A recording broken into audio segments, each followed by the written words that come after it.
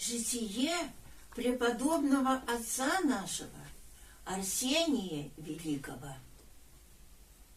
Память 21 мая по новому стилю.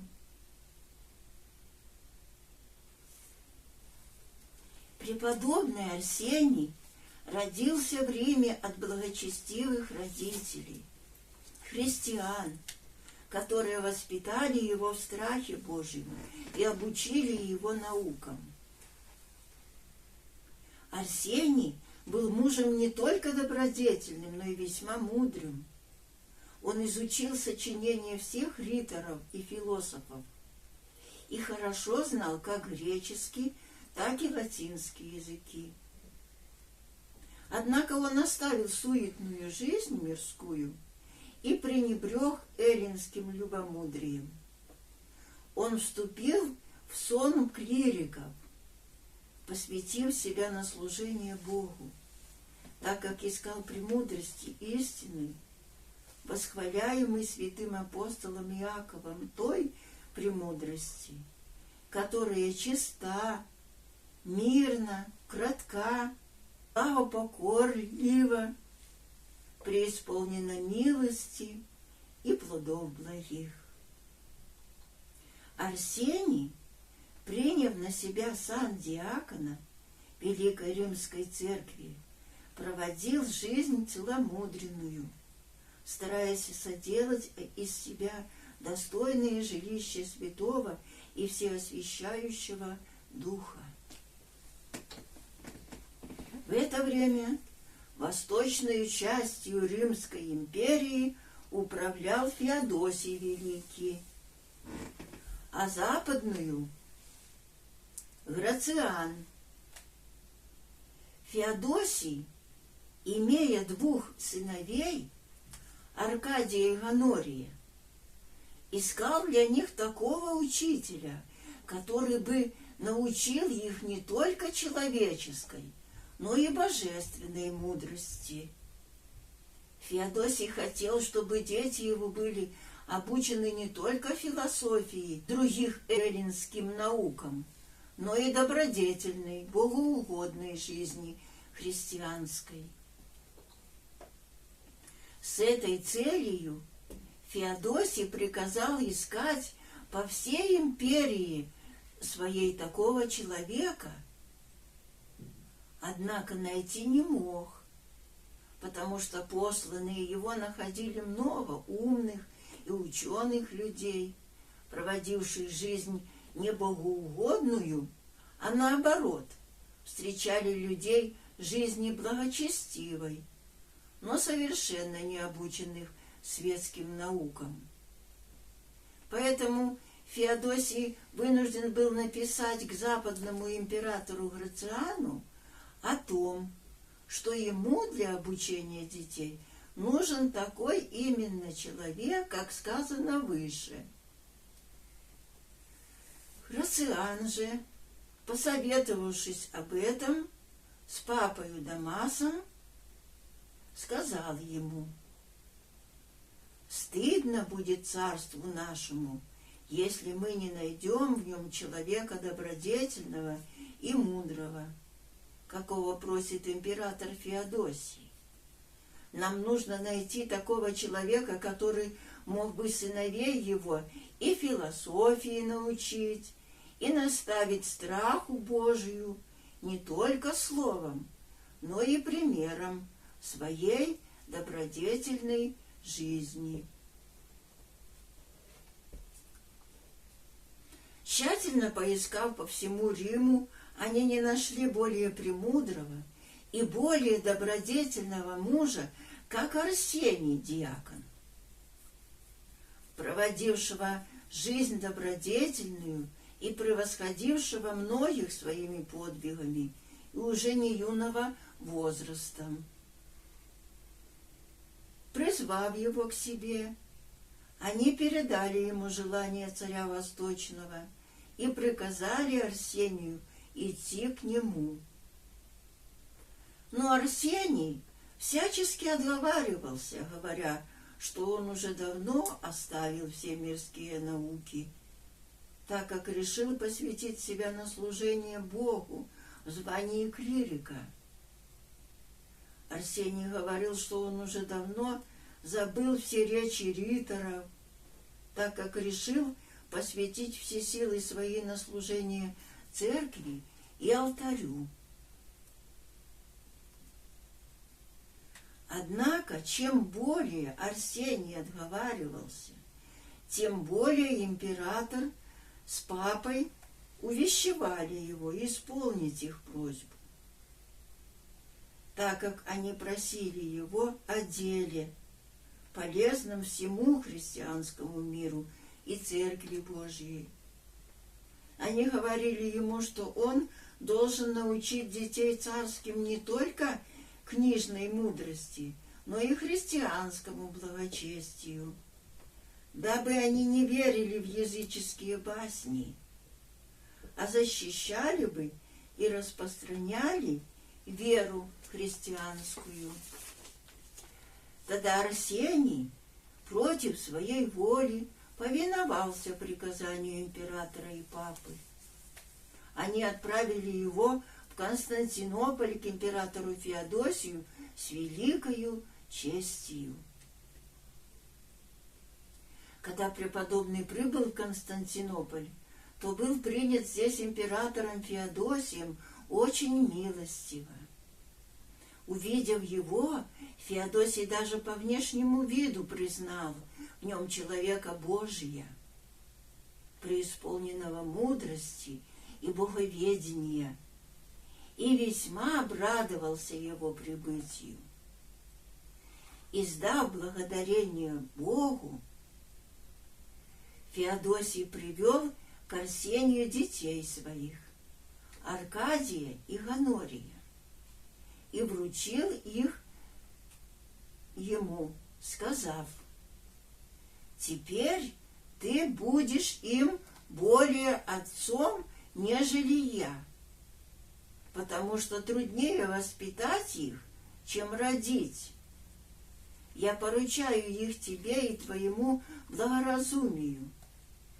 Воспитай их так, как я прошу тебя. Приучи их добродетели, обучи их премудрости, как отец их духовный. Позаботься о том, чтобы они избегали разных юношеских соблазнов. За все это ты получишь награду от Бога». Честный Арсений, о, если бы ты возрастил их в благочестии и добродетельной жизни, как бы я радовался сему и как бы благодарил за это Бога.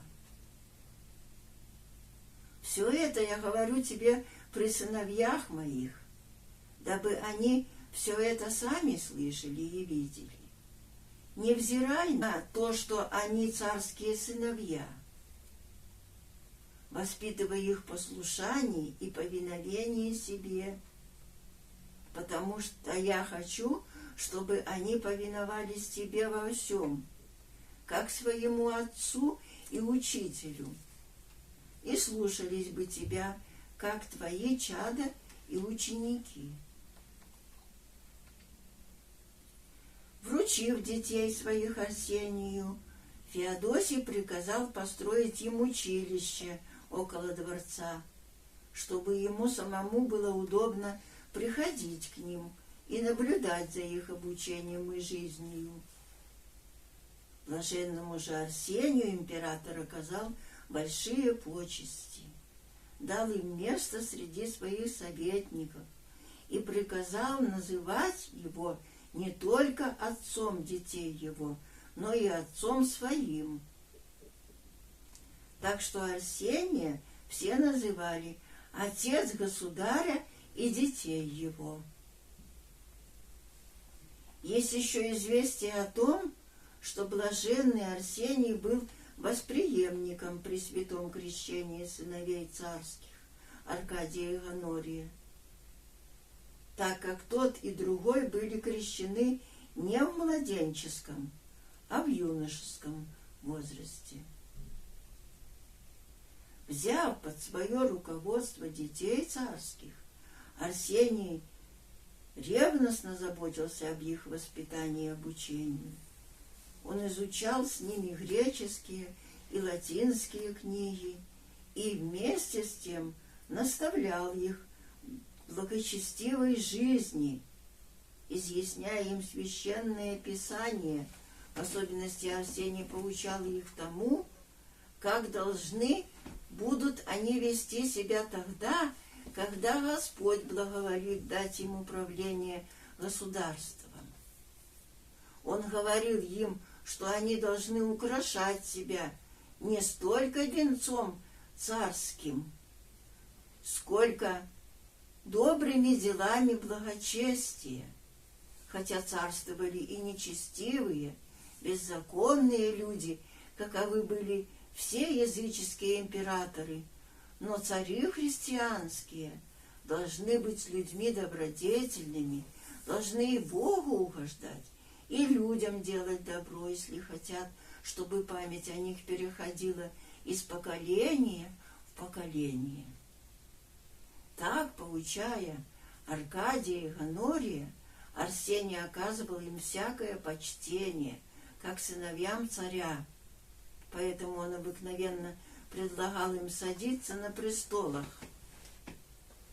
Сам же беседовал с ними стоя. Случилось однажды, что Феодосий пришел к ним неожиданно во время обучения. Увидя, что сыновья его сидели, а учитель их Арсений стоял перед ними, Феодосий весьма опечалился и сказал Арсению: «Разве я так приказал? Не сказал ли я тебе, чтобы ты считал сыновей моих учениками и чадами своими, и не обращал бы внимания на то, что они царские дети?» Блаженный же Арсений со смирением ответствовал Феодосию так: «Царь, каждой вещи приличествует свое дело. Юность требует учения, чести же царской приличествует почитание». От этих слов царь оскорбился еще более и сказал: «Значит, ты считаешь их царями?»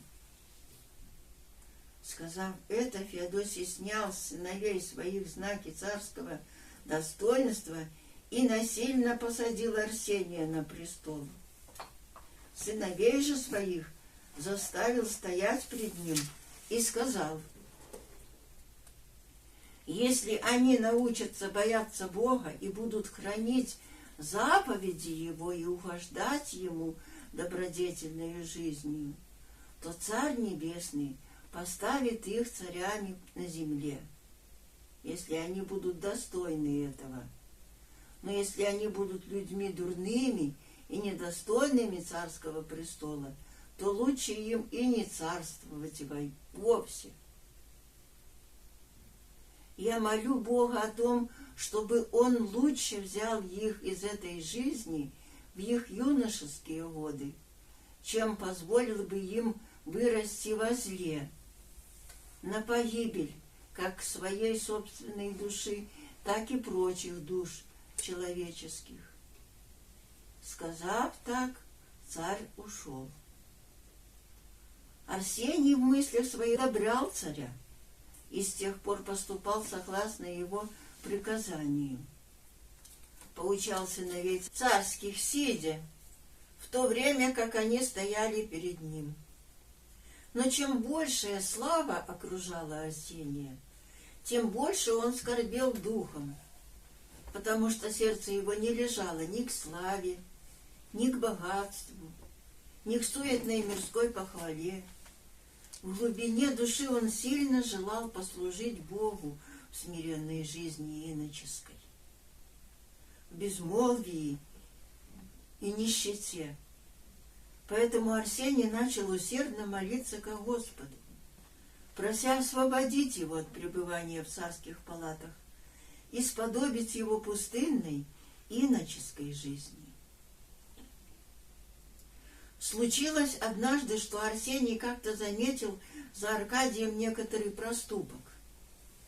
Рассердившись на него, Арсений побил его розгами, и притом настолько сильно, что Аркадий помнил это наказание до самой смерти своей, так как следы розг остались на теле Аркадия. Все это произошло по промышлению Божию, дабы через это освободить Арсения от всей мирской жизни и дать ему возможность проводить пустынное иноческое житие, которого так жаждал преподобный. Аркадий, затаив в сердце гнев на учителя своего и придя в совершенный возраст, стал думать, как бы ему убить Арсения. Он открыл намерение свое одному доверенному советнику и упрашивал его убить Арсения каким ему угодно способом. Но тот, боясь Бога и императора Феодосия, и не желая делать столь дурного поступка, тем более, что уважал Арсения за многие его добродетели, тайно наедине передал ему замысел Аркадия и советовал преподобному поберечь свою жизнь.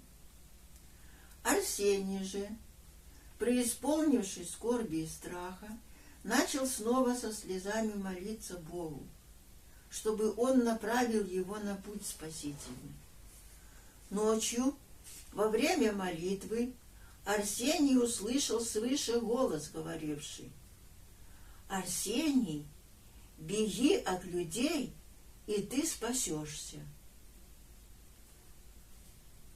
Услышав это, Арсений оделся в худые одежды и, выйдя тайно из дворца царского, пришел на берег морской. Здесь, по Божию промышлению, он нашел корабль, отправлявшийся в Александрию.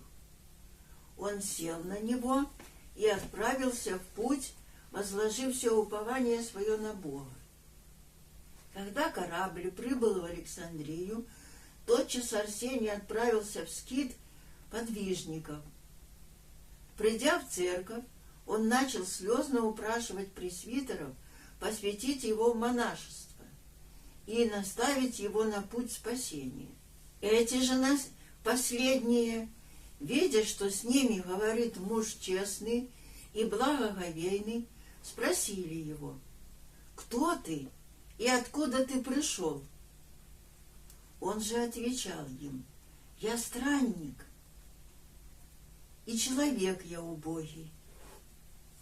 Пресвитеры, посоветовавшись между собою о том, кому бы можно было отдать пришельца для наставления иноческому житию, решили отдать его Авве Иоанне Колову, о чем и известили его. Старец же Иоанн, помолившись Богу, сказал: «Да будет воля Господня». Между тем Иоанн велел приготовить трапезу для братьев, так как был 10 час дня. Братья сели за стол, но Арсений стоял, потому что никто не приглашал его садиться. Братья начали вкушать пищу, но Арсений не ел ничего и все время стоял, опустив голову вниз, как бы предстоя пред Богом и его святыми ангелами. Старец же Иоанн взял один из сухарей, предложенных для трапезы, и бросил Арсению, сказав: «Ешь, если хочешь». Это сделал Иоанн для того, чтобы испытать смирение пришельца и узнать, пришел ли он сюда действительно для того, чтобы отречься от мира.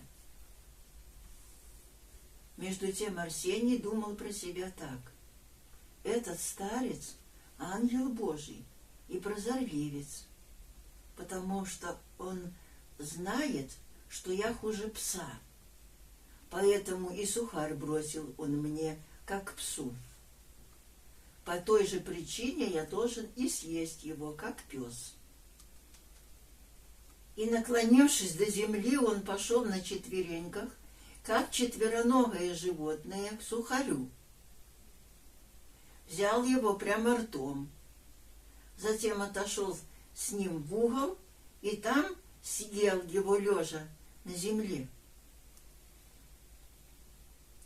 Блаженный Иоанн, видя такое смирение святого Арсения, сказал пресвитерам: он будет великим подвижником. Иоанн весьма возлюбил Арсения за его смирение и вскоре облег его в чин иноческий.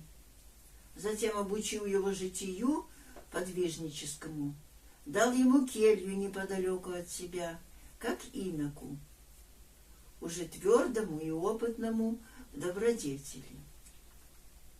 Между тем император Феодосий начал разыскивать Арсения, скоро же после того, как он ушел из дворца. Феодосий очень сожалел об Арсении и потому велел искать его в разных городах. Однако никак не мог найти его, так как Господь скрывал место пребывания угодника своего до того времени, когда ему благоугодно было явить его миру на пользу многих. Арсений же, живя в келье, указанной ему старцем, подвязался в посте, молитве и трудах иноческих, и так преуспел во всех добродетелях, что превзошел многих старцев своими подвигами. Однажды, когда он молился,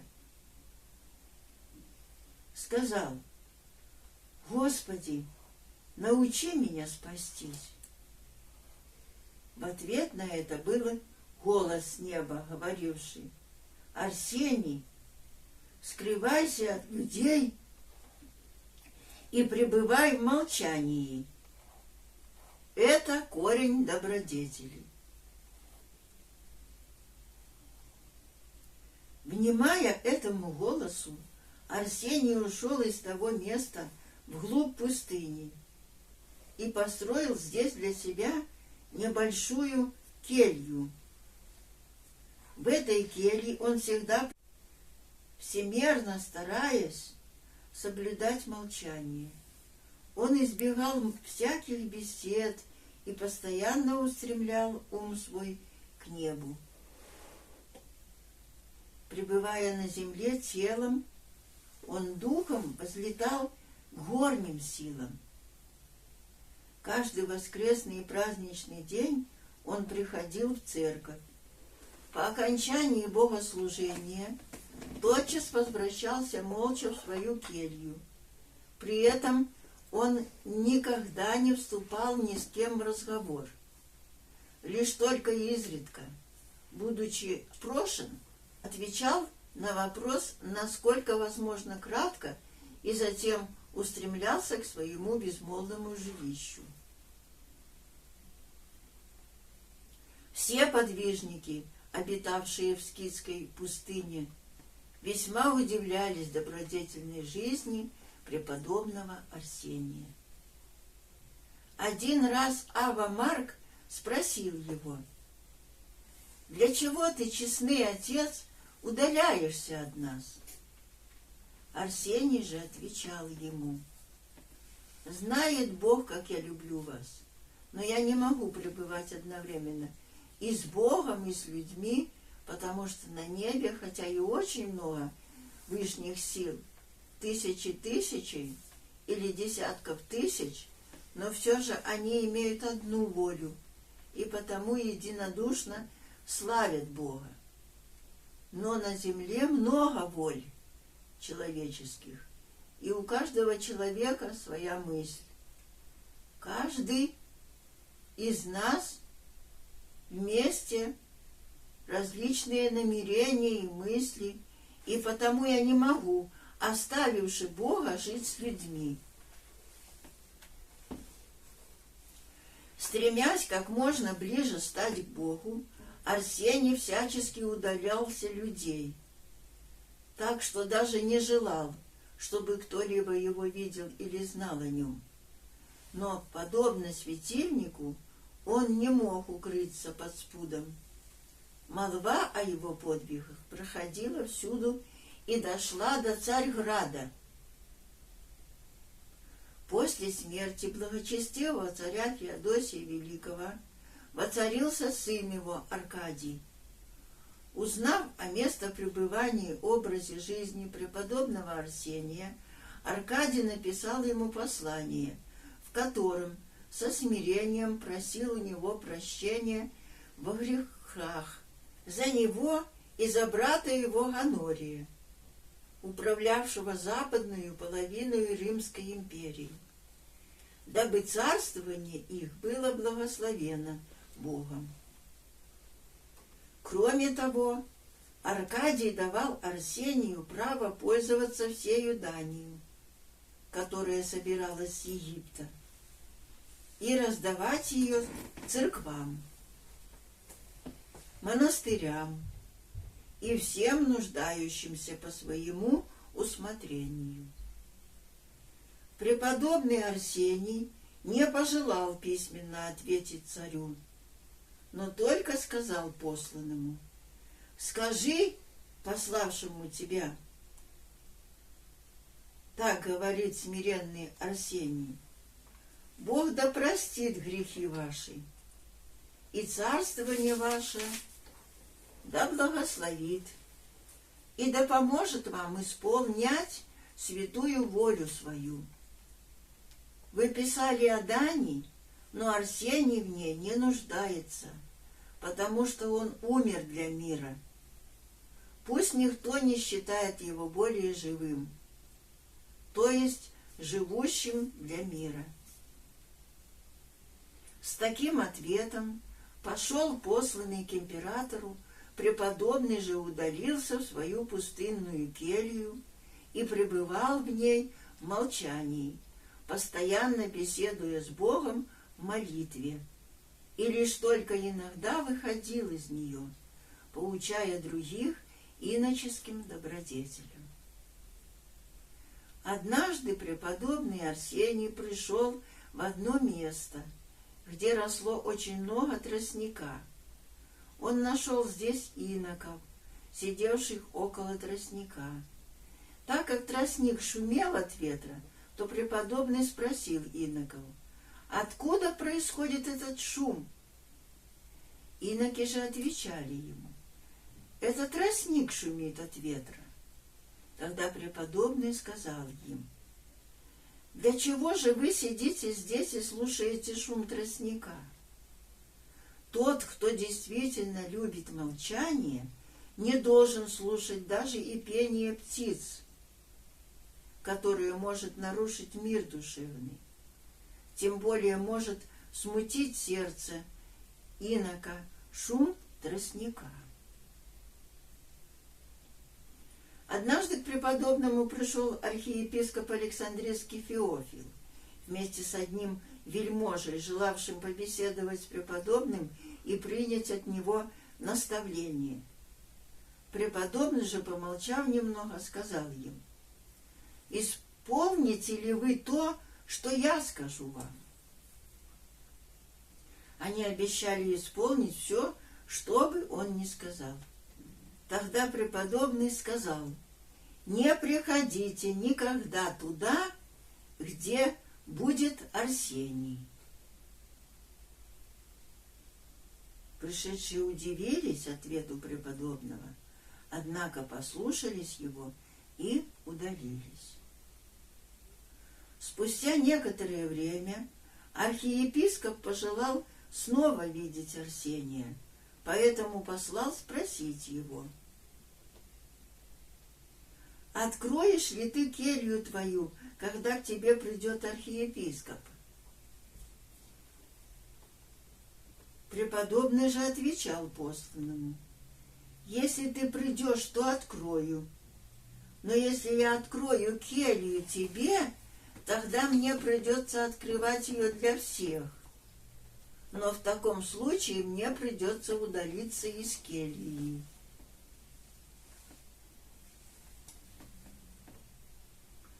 Услышав такой ответ, архиепископ не пошел к преподобному, так как боялся, как бы он не ушел из того места. Случилось однажды, что один странствующий инок пришел к келье преподобного Арсения, так как хотел видеть его. Подойдя к двери, он постучал в нее. Арсений, думая, что это пришел его послушник, прислуживавший ему, тотчас же открыл дверь. Но, увидав постороннего человека, упал на землю лицом вниз для того, чтобы не видеть пришельца. Однако этот последний стал упрашивать преподобного подняться с земли. Арсений не хотел вставать и сказал: «Я не встану до тех пор, пока ты не уйдешь отсюда». И действительно, не поднимался с земли долгое время. Инок долго упрашивал преподобного, но так как преподобный не соглашался исполнить его просьбу, то инок ушел оттуда. В другой раз пришел еще один инок издалека в Скит, также хотевший видеть преподобного, и начал упрашивать братью указать ему дорогу к келье Арсения. При этом он сказал братьям: «Я хочу побеседовать с отцом Арсением». Но братья отвечали ему: «Подожди, брат, до воскресения, и ты увидишь его, когда он придет в церковь». Инок же тот сказал братьям: «Не буду есть до тех пор, пока не увижу преподобного». Поэтому братья послали одного инока, снова пришедшим, и поручили ему указать дорогу к келье старца Арсения. Следует заметить, что келья Арсения отстояла от Скита на 30 стадий. Подойдя к келье, брат постучал в нее. Старец открыл дверь и упустил келью пришельцев. Затем сел, опустил голову и молчал. Сидели молча и пришедшие. Все молчали довольно продолжительное время. Наконец инок скитской обители сказал: «Я пойду назад, потому что я должен исполнять свои обязанности при церкви». И, поднявшись с места, он собрался идти. Другой же брат, пришедший с ним, не имея дерзости остаться со старцем, сказал ему: «И я пойду с тобою». Затем встал он, поклонился старцу и вышел из кельи, не услыхав ни одного слова из уст преподобного. После того странствующий инок начал упрашивать брата привести его к Моисею, бывшему разбойнику, до пострижения в иночество. Брат согласился исполнить его просьбу и повел его к преподобному Моисею. Когда они пришли к Моисею, то сей, последний, принял их с радостью, предложил им отдохнуть и подкрепиться пищею, и, оказав им большую любовь, отпустил их от себя. Дорогой скитский брат сказал пришельцу: «Вот ты видел и отца Арсения, и отца Моисея. Кто из них лучше, по твоему мнению?» Брат отвечал на это: «Лучший из них тот, кто принял нас с любовью». Один инок, узнав об этом, стал молиться к Богу, говоря так: «Господь, скажи мне, кто из них более совершен и заслуживает большей благодати Твоей? Тот ли, кто скрывается от людей ради Тебя, или тот, кто принимает всех также ради Тебя?» Этот инок в ответ на молитву свою имел следующее видение. Ему представилось 2 корабля, плывшие по какой-то очень большой реке. Но в одном корабле находился преподобный Арсений, и Дух Божий управлял кораблем его, соблюдая его в великой тишине. В другом был преподобный Моисей. Кораблем же его управляли ангелы Божьи, влагавшие медь в уста Моисея. Об этом видении инок тот рассказал другим, более опытным подвижникам, и все нашли, что более совершенен Арсений, пребывавший в молчании, нежели Моисей, принимающий странников, потому что с Арсением пребывал сам Бог. С Моисеем же были только святые ангелы. Всячески удаляясь лицезрения людей и бесед с ними вообще, Арсений особенно остерегался лицезрения женщин и разговоров с ними, что можно видеть из следующего случая. Одна богатая бояриня, благочестивая, целомудренная и весьма богобоязненная, проводившая строгую жизнь, услыхав о преподобном Арсении, пожелала его видеть. С этой целью она пришла в Рим, в Александрию, к архиепископу и просила его уговорить Арсения принять ее как странницу и сподобить ее своего благословения за то, что она предприняла столь далекое путешествие.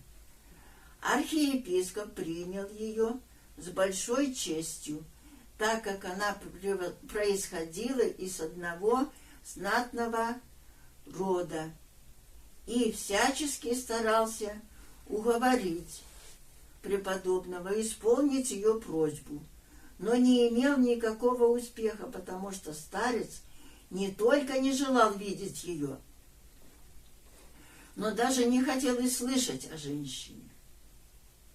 Узнав об этом, бояриня приказала приготовиться слугам своим путешествию, сказав: «Я надеюсь на Бога, что Он сподобит меня увидеть Арсения, потому что я пришла не для того, чтобы видеть простого человека. И в нашем городе много обыкновенных людей. Нет, я хочу видеть пророка. Ради этого и я предприняла столь далекое путешествие». Сказав это, она направилась в Скитскую пустыню. Когда бояриня приблизилась к келье преподобного, случилось по усмотрению Божию, что старец был вне кельи. Неожиданно подойдя к нему, она припала к ногам его.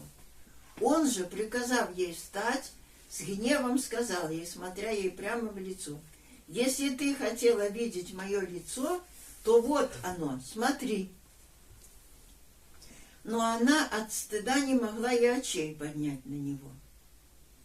Тогда старец сказал ей: «Если ты слышала о каких-либо добрых делах моих, то ты хорошо сделаешь, если будешь исполнять их. На лицо же мое тебе нечего смотреть. Для чего же ты предприняла столь далекий путь? Разве ты не знаешь, что ты женщина, и что ты поэтому должна быть в доме своем и не выходить из него никуда? Неужели ты пришла сюда для того, чтобы, возвратившись в Рим, хвалиться перед другими женщинами в том, что ты видела Арсения? Если ты так сделаешь, то тогда все женщины городские пойдут ко мне».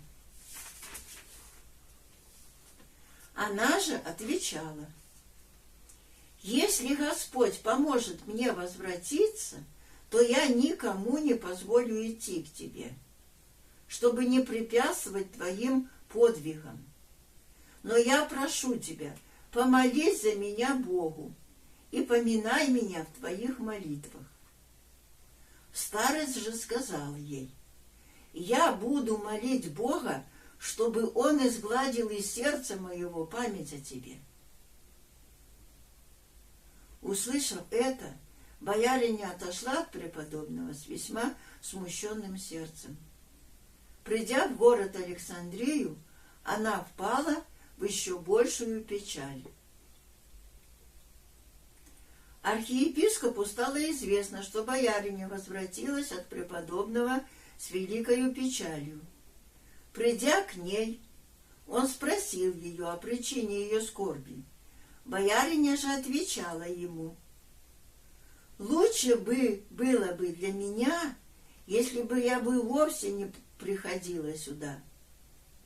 Я просила старца поминать меня в молитвах своих, но он сказал мне: я буду молить Бога, чтобы он изгладил из сердца моего память о тебе. По этой причине я и скорблю смертельно». Тогда архиепископ сказал ей: «Не печалься об этом, дочь моя, ибо старец сказал так не без причины, ведь ты женщина, а через женщин дьявол делает много неприятностей святым мужам. Поэтому и старец сказал те слова, опасаясь искушения демонского. О душе же твоей он молится и будет всегда молиться». Бояриня успокоилась после этих слов, перестала печалиться и с радостью отправилась в обратный путь. Преподобный Арсений продолжал пребывать в безмолвии, все более и более углубляясь в богомыслие. Он пылал столь сильной любовью к Богу, что постоянно был как бы в огне по причине своих пламенных молитв. Один раз некий брат пришел из скита к келье старца за каким-то делом. Подойдя к окну, он увидел старца, стоявшим на молитве, причем старец был воспламенен молитвою, как огнем. Видя это, брат пришел в ужас. Так как он был достоин этого видения, то, постояв немного, постучал в дверь. Старец вышел из кельи и, увидя брата, о чем-то ужасавшегося, спросил его: «Давно ли ты здесь? Не видал ли ты чего особенного?» Но брат сказал: «Я ничего не видал».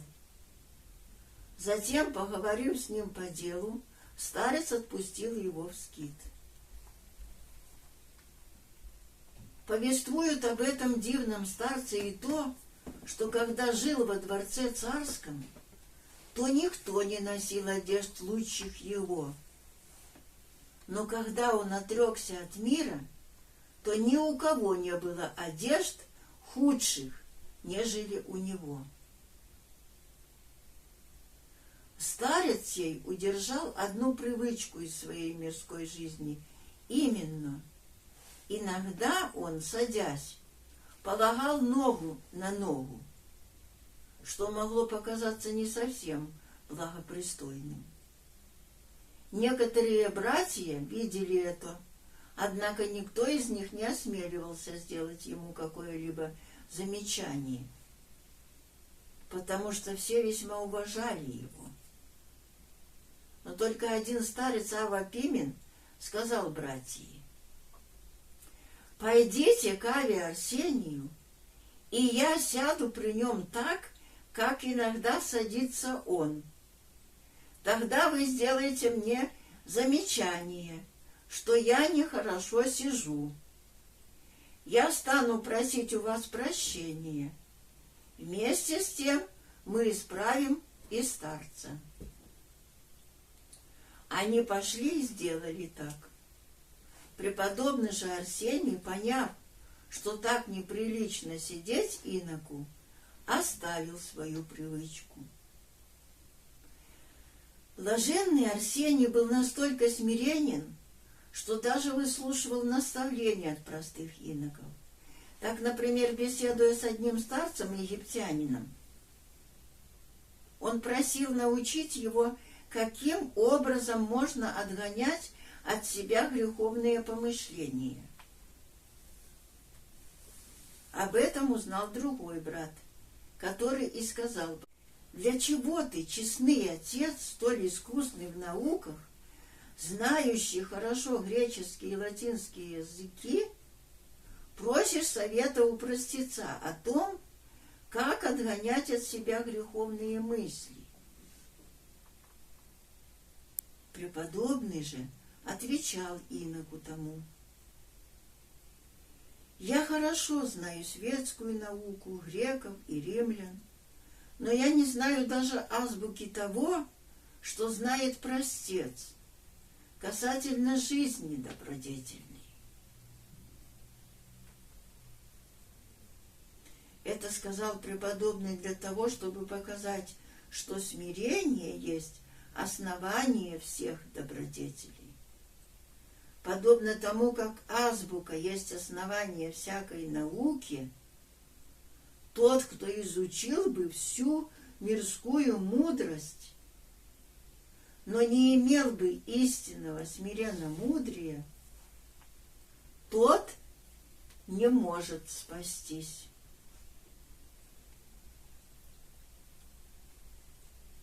Кроме смирения, преподобный обладал еще даром умиления.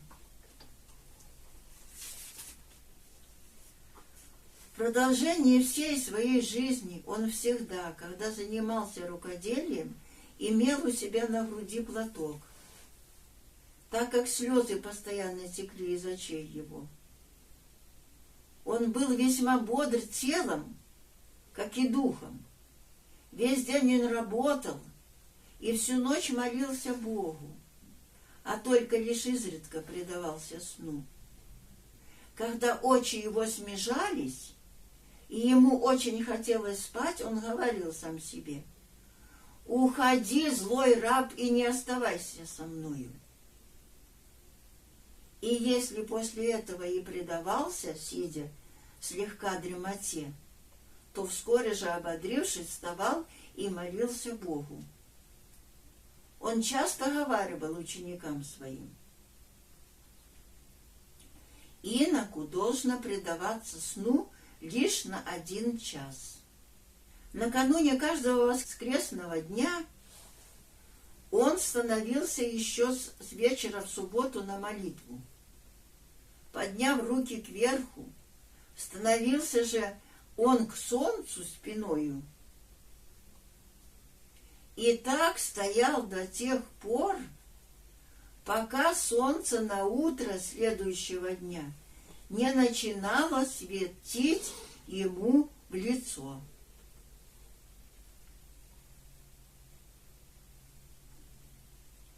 Блаженный старец всегда занимался рукоделием. Именно плел корзины и рогожи из финиковых листьев.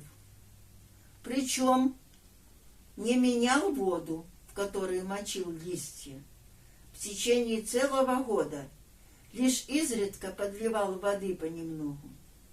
По причине этого некоторые из братьев сказали ему: «Почему ты, честный отец, не меняешь воду, в которой ты мочишь финиковые листья? Неужели ты не замечаешь, как смердит в келье твоей от той воды?»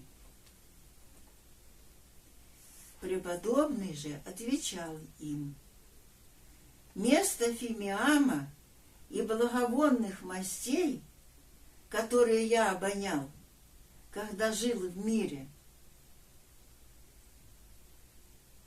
я должен теперь обонять смрад этот, чтобы в день страшного суда Господь избавил меня от нестерпимого смрада гиенского».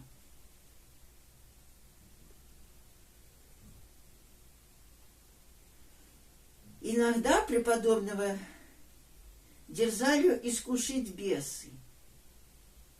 Прислуживавший же ему брат, приблизившись к келье его, слышал, как старец взывал в таких случаях к Богу: Не оставь меня, Господи, хотя я и не сотворил пред Тобой ничего благого, но помоги мне по благодати Твоей положить ныне начало благое. Случилось однажды преподобному Арсению сильно заболеть. Китские иноки пришли к преподобному, взяли его и понесли в больницу при церкви, чтобы послужить ему. Они положили его на постели, хорошо убранной и с мягким возглавием. Преподобного пришел посетить один брат. Брат этот увидел, что преподобный лежал на мягкой постели, соблазнился и сказал: «Это ли отец Арсений? И неужели он лежит на мягкой постели?» Услышав это, один из пресвитеров подозвал к себе того брата и наедине спросил его: «Брат, когда ты был в миру, какую ты обязанность исполнял, и какова была твоя жизнь?» Он отвечал: «Я был пастухом, и во многих трудах и печалях проводил жизнь свою». Потом пресвитер снова спросил его: «А теперь ты как живешь?» Он отвечал: «Теперь я живу в покое, имею все для нужд своих и не знаю никакой заботы и печали». Тогда пресвитер сказал ему: «Вот этот, кого ты видишь, отец Арсений, когда был в миру, то был отцом царей. Ему предстояли 1000 слуг в светлых одеждах, в золотых поясах и гривнах. Постель его была весьма разукрашена, и богатства его были бесчисленны. А ты раньше пас скот и был нищим. Ты не имел в миру такого покоя, каким пользуешься сейчас.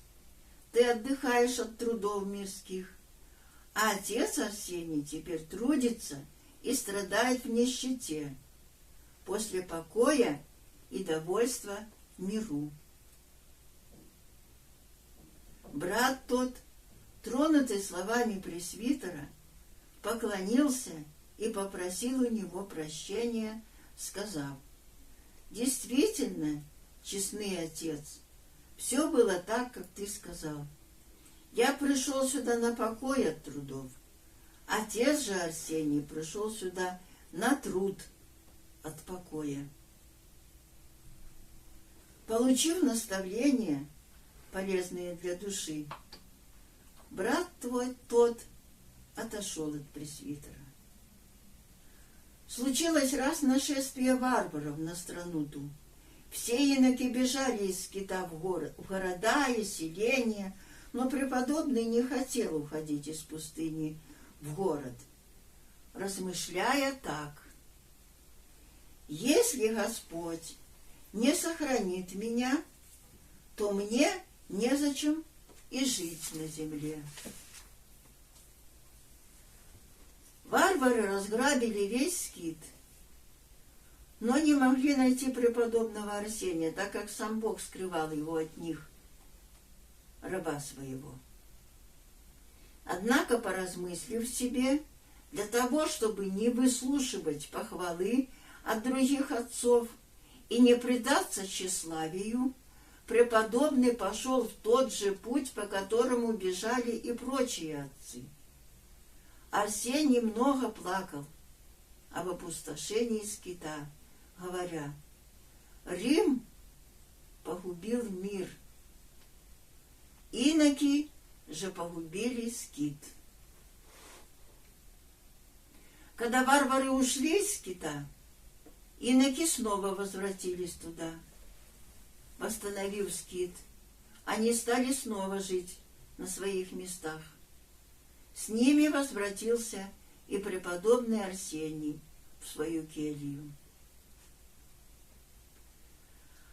Однажды к преподобному принесли из Рима завещание одного боярина, сродника его, который предоставлял все свои многочисленные богатства в пользу преподобного, дабы он истратил их, как хотел сам.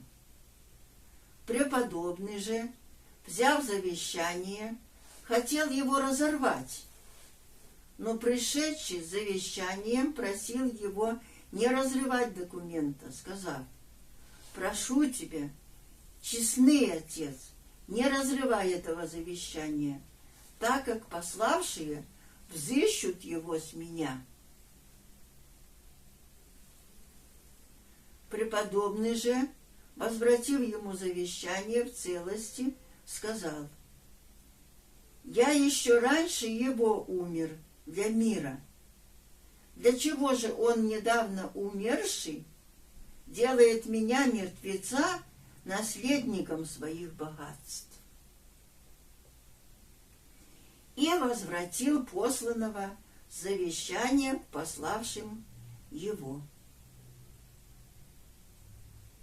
Преподобный не всегда подвязался на одном и том же месте, но иногда переселялся из Скитской пустыни в более уединенные и безмолвные места, удаляясь от приходящих для беседы людей, так как они нарушали покой его душевный.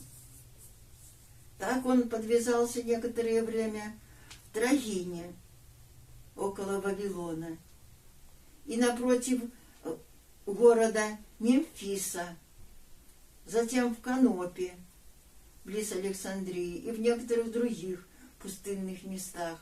Потом снова возвращался в Скит, так что никто не знал его образа жизни. Один раз, когда преподобный жил в нижних странах Египта, он восхотел оставить келью свою и идти в какое-либо другое место по причине множества приходивших к нему людей, мешавших его безмолвному жительству. Ничего не взяв с собою, он отправился в путь, сказав своим ученикам, своим Александру и Заилу: «Ты, Александр, останься здесь, а ты, Заил, иди со мною к реке и поищи мне корабль, который отправляется в Александрию. Затем возвратись к брату твоему Александру». Ученики его были весьма смущены этими словами. Однако ни один из них не осмелился спросить старца: «Зачем ты от нас уходишь?» Отплыв в Александрию, старец впал в тяжкую болезнь и проболел довольно продолжительное время. Александр же и Зоил, оставшиеся в келье старца, стали спрашивать друг друга, не оскорбил ли кто из них преподобного каким-либо непослушанием. Не находя вины за собою, они впали в большую печаль по старце. Когда преподобный выздоровел, то сказал сам себе: «Пойду теперь к ученикам своим». И, поднявшись, пошел. Случилось ему быть близ реки и встретиться здесь с толпой путников, шедших той дорогой. При этом одна женщина-египтянина прикоснулась к одежде преподобного, но он, оскорбившись, сделал ей замечание, что женщина не должна прикасаться к одежде монашеской. Женщина же та сказала ему: «Если ты монах, то иди в гору пустынную». Умилился старец от слов ее и часто говорил себе, повторяя слова той женщины: «Арсений, если ты монах, то иди в горы и скитайся по пустынях». Наконец преподобный пришел в то место, называвшееся Камень, где жили его ученики Александр и Заил. Встретив его, пали к ногам его и плакали от радости. Плакал и старец, обняв их. Затем ученики сказали старцу: «Твое удаление отсюда, честный отец, повергло нас в большую печаль, потому что нам говорили некоторые иноки, что Авва Арсений не ушел бы из своей кельи, если бы ученики его не огорчили своим непослушанием». Старец же сказал им: «Чада, я тоже подумал, что так скажут иноки относительно моего ухода отсюда, поэтому я и возвратился к вам. Теперь иноки могут про меня сказать: голубь, вылетевший из ковчега Ноева, не находя твердой почвы под ногами своими, возвратился опять к Ною в ковчег». Такими словами преподобного ученики утешились и с тех пор пребывали с ним неразлучно до самой кончины святого. Однажды, когда преподобный находился в келье своей, ему было такое откровение от Бога. Ему послышался голос: «Выйди из кельи твоей, и я покажу тебе дела человеческие». Старец вышел из кельи, пришел как бы в некий восторг. Он увидел ангела Божия, который взял его за руку и повел в одно место. Здесь он показал ему черного человека, рубившего дрова и наготовившего их много очень. Затем человек тот хотел взять дрова, которые нарубил, на плечи и нести, но не мог этого сделать, потому что дров было слишком много. Однако, вместо того, чтобы несколько поубавить дров из вязанки, человек тот продолжал снова рубить дрова и снова пытался увеличить ношу свою. Затем ангел Божий показал преподобному в другом месте человека, стоявшего около колодца и черпавшего воду в дырявый сосуд. Человек, черпавший воду, продолжал понапрасну трудиться. Наконец ангел показал преподобному новое видение. Арсений увидел церковь с раскрытыми дверями и двух всадников, имевших по бревну в руках. Всадники эти хотели проехать сквозь церковные двери, но не могли, потому что бревна были поперек пути. Один всадник мешал другому расположить бревно вдоль пути. Вместо, чтобы одному уступить дорогу другому, всадники пытались пройти сквозь дверь одновременно, и потому все время суетились около двери и никак не могли войти в церковь. После всего этого старец спросил ангела: «Что знаменует видение это?» Ангел же сказал ему: «Два человека, имеющие в руке по бревну, это образ мужей добродетельных, но гордых и не желающих смириться друг перед другом. Они не войдут в Царствие Небесное, но останутся вне его по причине своей гордости, которая погубит все добродетели их. Человек, черпавший воду и наливавший ее в дырявый сосуд, есть подобие человека, имеющего некоторые добрые дела, но не оставляющего и грехов. Этот человек понапрасну трудится, потому что грехами своими губит ту награду, какую мог бы получить от Бога. Черный человек, рубивший дрова и прибавлявший себе все большее и большее бремя, Это подобие человека, предающегося многим грехам, и вместо покаяния, прилагающего беззаконие. Об этом видении преподобный Арсений поведал ученикам своим для их назидания, причем по смирению своему сказал им, что все это не сам он видел, а только слышал об этом от другого старца. Кроме того, Арсений поведал ученикам своим и о страшном откровении, о божественных тайнах Христовых, бывшим другим отцом, пустынником. Был, говорил Арсений, в скиту один старец, проводивший очень строгую жизнь, славившийся своими добродетелями среди всех иноков. Этот старец, по причине простоты своей, он очень не был обучен священному писанию, соблазнялся о пречистых тайнах Христовых, помышляя, что хлеб, который мы принимаем из священного алтаря, и чаша, которой причащаемся, не есть истинное тело и кровь Христовой, но только подобие тела и крови Христовых. Об этом узнали два опытные старца.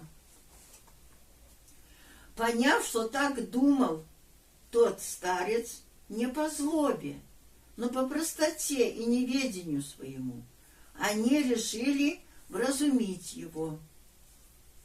С этой целью они пошли к нему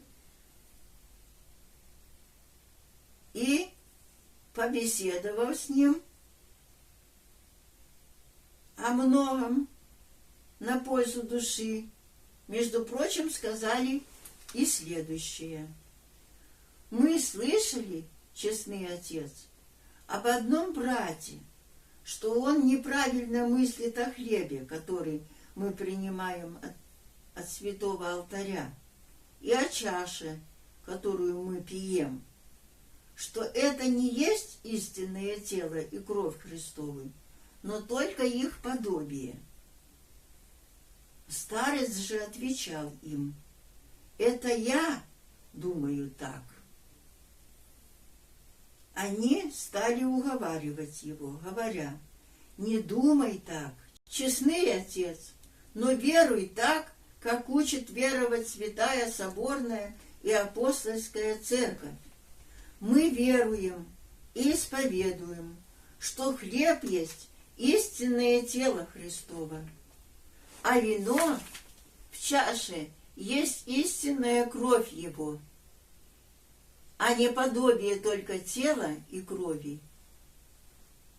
Затем те отцы привели в доказательство истинности своих слов многочисленные свидетельства из Священного Писания и из творений отцов и учителей Церкви, стараясь убедить того старца оставить свое ложное верование. Но он в простоте сердца сказал им: если не удостоверюсь самым делом, то не поверю. Тогда старцы сказали ему: помолимся Богу все трое об этом, дабы открыл Он нам тайну эту, предварительно попастившись всю неделю. Мы веруем, что Он откроет нам эту тайну так, как Он не допустит погибнуть многолетним трудам Твоим. Старец с любовью выслушал их совет, и все они затворились каждый в келье своей на всю неделю и проводили время в посте и молитве.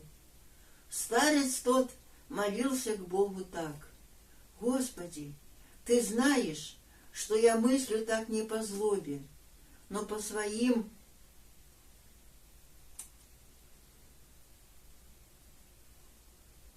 простым умом не могу постигнуть тайны этой.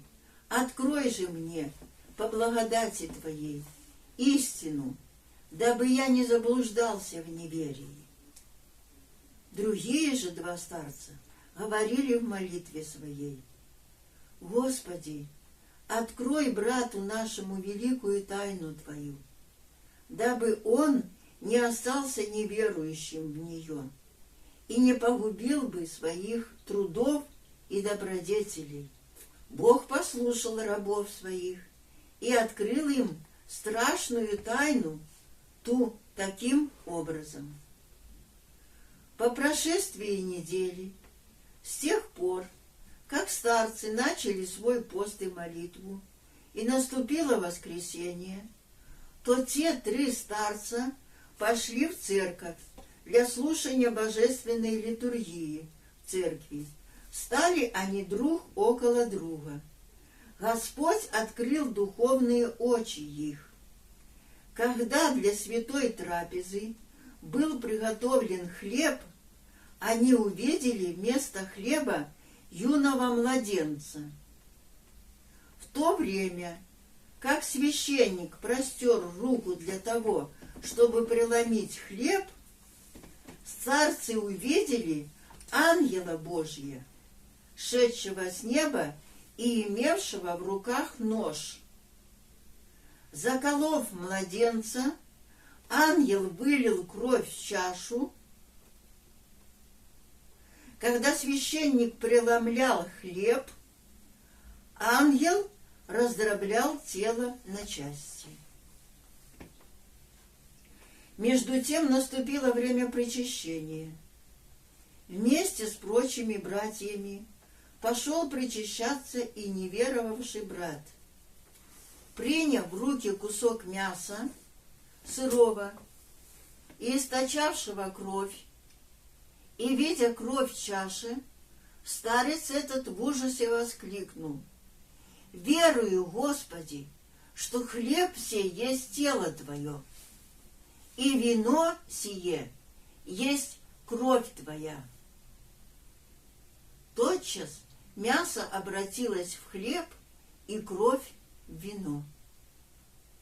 Тогда старец причастился святых тайн Христовых с великим страхом и умилением сердечным. Другие 2 старца сказали ему: «Христос Бог знает, что человек не может есть сырого мяса и пить кровь, поэтому Он и предлагает верующим пречистое тело свое под видом хлеба и животворящую кровь свою под видом вина». Затем старцы возблагодарили Господа за откровение и за то, что Он не попустил погибнуть в неверии тому добродетельному старцу. Однажды некоторый брат спросил Арсения о том, что полезно для души. Преподобный же ответил ему: «Всячески заботься о том, чтобы то, что ты мыслишь в уме своем, было бы угодно Богу. Поступай так, и ты легко победишь всякий грех». Это сказал святой для того, чтобы показать, что все грехи и страсти рождаются от дурных мыслей, принимаемых сердцем и с услаждением удерживаемых. Наблюдающий же за своими мыслями и отгоняющий греховные помыслы, тем самым погашает страсти свои и побеждает греховные вожделения. Другой раз преподобный сказал: «Если мы действительно от всего сердца будем искать Бога, то Он сам придет к нам, и мы увидим Его. И если мы удержим Его чистою жизнью близ Тебя, то Он пребудет с нами».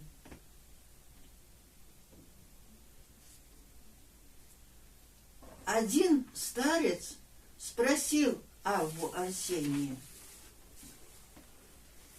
«Как мне быть, честный отец? Я никак не могу отстать от той мысли, что я стар, и потому не могу ни поститься, ни трудиться подвигами иноческими по причине старости. Поэтому мне кажется, что следует идти и посещать больных, так как это дело любви христианской». Преподобный же, уразумев, что это было бесовское искушение, сказал старцу тому: «Ешь, пей, спи, но только не выходи из кельи своей». Так сказал преподобный потому, что знал, что иноку, выходящему из своей кельи и приближающемуся к мирским селениям, предстоят многие соблазны и искушения врага, и вообще не следует выходить без уважительной причины из монастыря тому, кто умер для мира, подобно тому, как мертвец не выходит из гроба своего. Монах же, выходящий по своей воле из монастыря, поистине делается мертвым, потому что умирает душою. Еще говорил преподобный: есть много таких людей, которые всячески стараются соблюдать чистоту телесную, и для этого умерщвляют тело свое постом, бдением и многими трудами.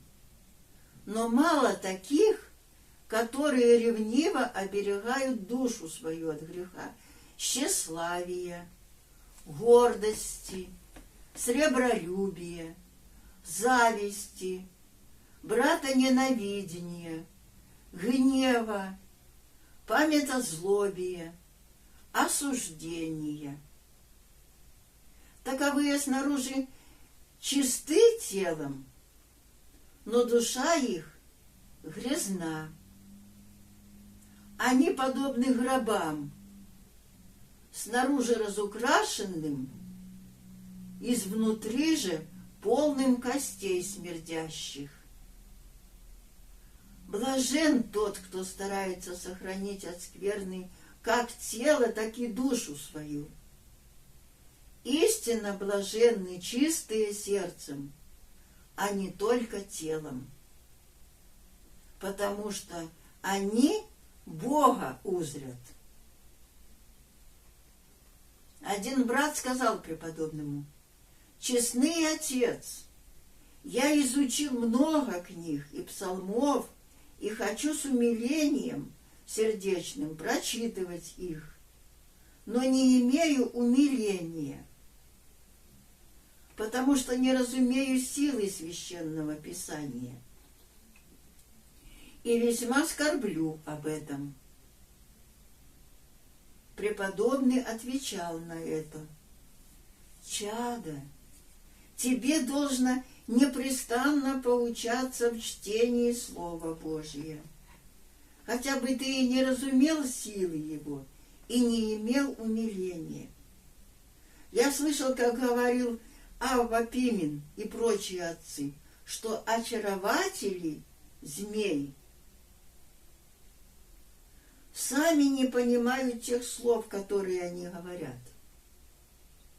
Однако же змеи, слыша их, укращаются, как бы понимая слова их, и беспрепятственно отдаются в руки их. То же самое можем сделать и мы, хотя бы и не разумели силы священного писания. Ибо когда мы имеем в устах своих слова священного писания, тогда демоны, слыша их, приходят в страх и бегут от нас, не вынося слов Духа Святого, говорившего через рабов своих пророков и апостолов. Когда приблизилось время блаженной кончины преподобного, то он сказал своим ученикам: «Когда я умру, то не делайте поминок по мне, не собирайте братью на обед, но только позаботьтесь о том, чтобы приносилась божественная жертва за мою грешную душу». Ученики его, услышав это, весьма опечалились и начали плакать. Но преподобный сказал им: «Не плачьте, чада, еще не пришел час кончины моей, хотя уже он недалеко от меня». Тогда ученики спросили его: «Как похоронить тебя, честный отец?» Он же сказал им: «Привяжите к ногам моим веревки и выбросьте меня за гору».